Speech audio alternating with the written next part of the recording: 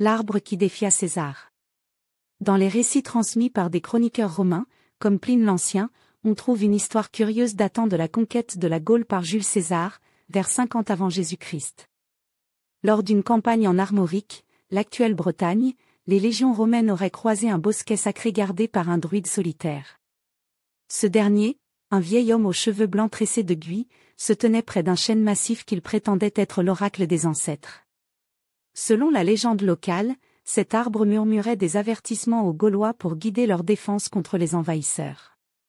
Intrigué mais sceptique, un centurion romain, sous les ordres de César, ordonna à ses hommes de couper l'arbre pour briser le moral des résistants.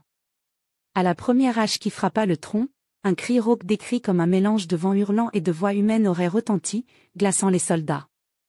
Les chroniqueurs romains rapportent que plusieurs légionnaires lâchèrent leurs armes, certains tombant à genoux, convaincus que l'arbre était possédé. Le druide, impassible, aurait alors déclaré « Vous avez réveillé ce que vous ne pouvez taire ». Les Romains abandonnèrent leurs tâches, et le bosquet resta intact jusqu'à la fin de la campagne. Des années plus tard, des paysans bretons affirmaient encore entendre des murmures venant de ce même bois, surtout les nuits sans lune.